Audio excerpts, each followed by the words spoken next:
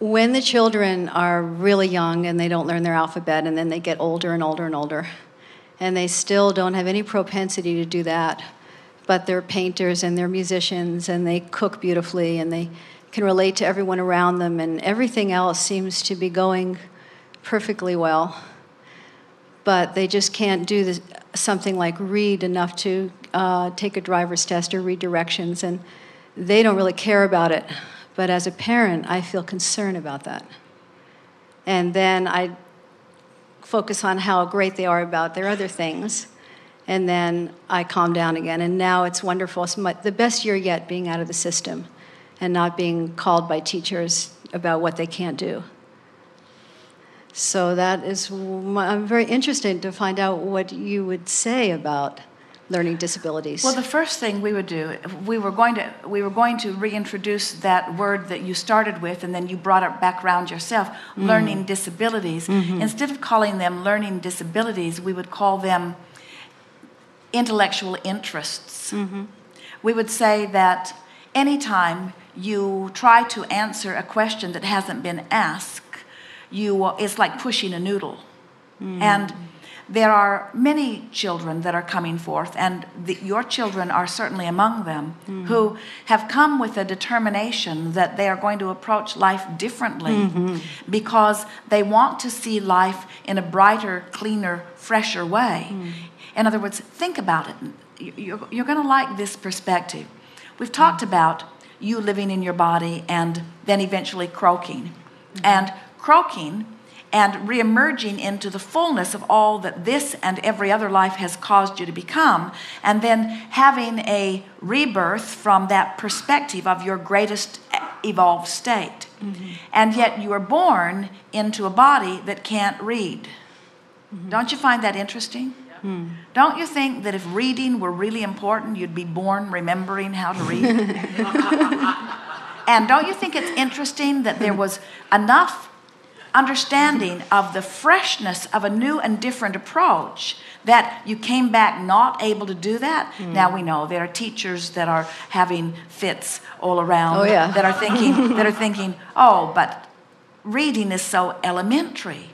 Jerry and Esther have a friend who founded the Sudbury School in Massachusetts. And at dinner one evening, he told them his intimate story, where his belief is that if you answer a question that hasn't been asked, that it's a waste of everyone's time. He teaches mathematics, among other things, at the school. And he's discovered that when someone really wants to know mathematics, that he can start from the beginning all the way to the most complicated equations. In less than one school year, he can give it all to them. He said it is ridiculous that it takes all of those years. He says the reason it takes all of those years is because we are force-feeding it against their will.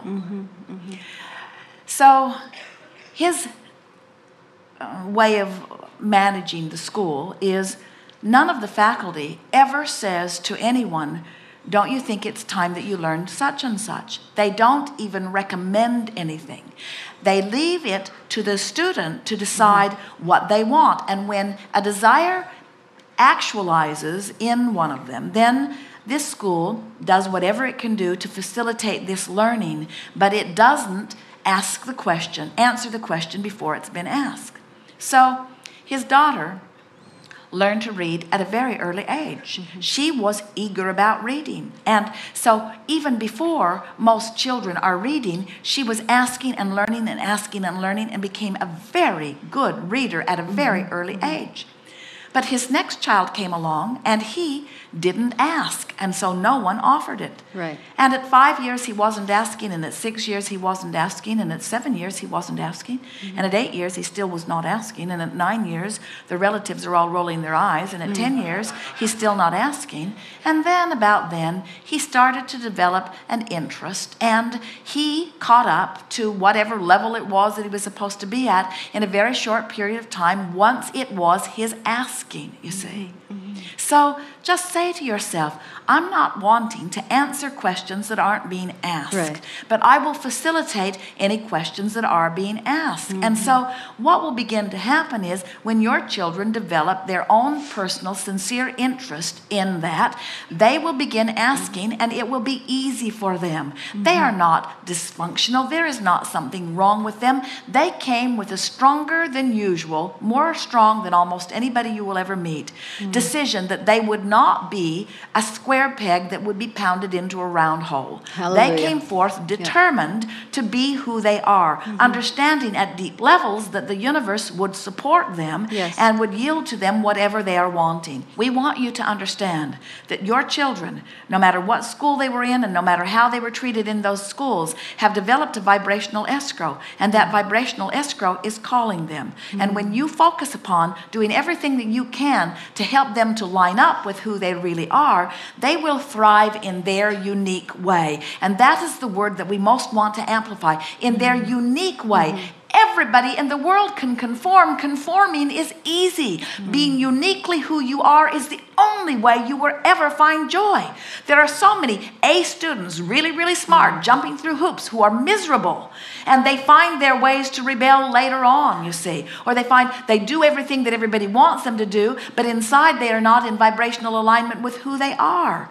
If you will let your success measure be the measure of joy, and you will watch for that among those that you are mentoring, you will discover that there are a lot of different ways to approach this life experience. But until you start approaching it vibrationally, and until you start listening to the call of Source, you have no way of being on your path. There are so many kids in school where the teachers have decided that they will boldly define the path of this child. And some of absolutely. them go along with it, but all of them innately know, I thought my path would be more fun. I distinctly remember wanting to come here, and now I'm in this school. I can't for the life of me imagine why I would have wanted to come here. School and jail are vibrationally equivalent. Absolutely. My children are... Somebody else decides when you Yes. go. They decide when you come, when you go to the bathroom, how long you're allowed to go out in the hallway. They decide everything. It defies your natural nature of being, you see. Yeah, I have another question about it. With all the freedom that my children have, which is a lot of freedom, we are on the grid. So we do have television and we do have Xbox Live. And my older son is now having a fascination with pornography. And he's 16, and he said that it's okay because he's a boy. Younger one loves, even though he has snowboarding, basketball, and whatever, he loves the most violent games. So I heard myself say, okay, well, when you're out of the house, you can have all those games, but while you're in my house, I really don't want you to play violent games. But I have a problem with putting parental control and censorship. Well, because what you're doing... It doesn't work for me. I don't like it. It doesn't work for anyone. And what Yeah. you're actually saying is, so if you are going to do the things that appeal to you, since they don't appeal to me, you're not allowed to do them here, Right. which is Right. absolutely Ridiculous. driving a wedge between... Yeah.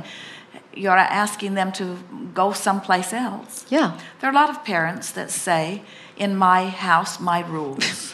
Well, it comes from this place of wanting what you believe is the well-being for your child. And we know that if you were to sort through the entire world, that it's pretty easy to find the piles of things that you would want them to participate in and the piles of things you would not want them to participate in. Right. We certainly understand that you would want them to participate in things of beauty, not horror, and that you would want them to participate in ideas of well-being, not trauma and tragedy.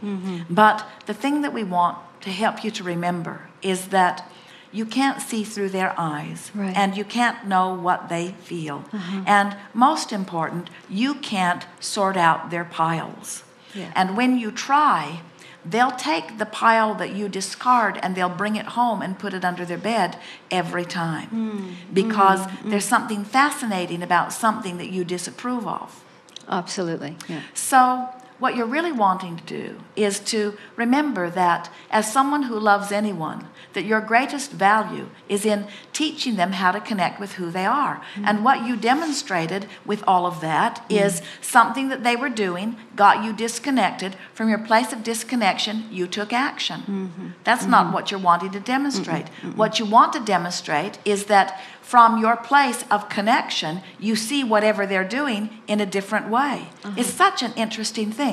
The subject of sexuality is so interesting because you are all born with this innate hunger and thirst for all of the things that allow the continuation of that which you are. And yet you want to sort those things into piles and prescribe the way in which you participate in those things. It is humans' learned and now very common belief that in order for me to have a joyful life, I must control the behavior of all others. And it isn't working out very well. Have you noticed? So what you're really wanting to do is to see your children connected to who they are. That is your greatest advantage to them. You're wanting to find ways of helping them hook up to source energy. Now, we want to say to you that those violent games or looking at the pornography sites, they may very well be upstream for you, because when you participate in them, you don't feel good. And when you think about your children participating in them, you don't feel good. But you can't decide what's upstream or downstream for them. And when you decide that because it's upstream for me, or even when it's upstream for most of the people that I know and respect, therefore it must be upstream for them, you're making the wrong assumption, because you don't know who they are coming in, you don't know what life has caused them to ask for, and you don't know where they are. So you are always better to give them the benefit of the doubt and assume that their choices, at least for now, are downstream for them. Oh, they are downstream for them. But feel the power of that. So it's downstream for them now. It may not always be, but it's downstream for them now. But you weren't doing that, because when you throw them out of the house over it, you're upstream. And so when you realize that what you want for your children is that they find downstream thoughts, it's the same subject, really, a little more exciting to talk about, but the same subject of a person who is in depression turning downstream into rage. And almost everyone on the planet would say your rage is inappropriate. Right. We'll take you to anger management. We'll lock you up. If you offer any sort of revenge, we'll make sure that you're sorry for it. We'll put you in a program that every day you have to admit how wrong and stupid you were. In other words, and yet that revenge or that rage was definitely downstream for them and was a step in the right direction. So as someone who cares about someone, you've got to release your judgment about where they are as they're stepping downstream, and just be happy that they are turning downstream, just encouraging them to come downstream, Okay. We think it is interesting that your children were concerned about your response to them, and that's the thing that in all that we're teaching here, the socialization of a child literally means teaching them the same resistant patterns that I've learned. That's what socialization is. It's teaching them to jump through the hoops I've jumped through, so that the majority of those who observe us will approve. And so socialization is really about teaching them out of their own guidance. Well, that's the opposite of who you have come to be and who you were when you were born and who they signed on to be with, you see. And so a much better approach to them, rather than saying, you're doing something that I wouldn't do and you're doing something that I would rather you didn't do it, so if you're going to do it, don't do it around here. A much better approach to them would be to say to them, that's not downstream for me. And even though I acknowledge that it might be for you, it makes me uncomfortable. So I'm going to withdraw my attention from this thing that makes me uncomfortable. And I would assume that if it ever becomes uncomfortable for you, you will withdraw your attention from it too. You see what we're getting at? Yeah. Now, even this group of enlightened beings is having a hard time with this one.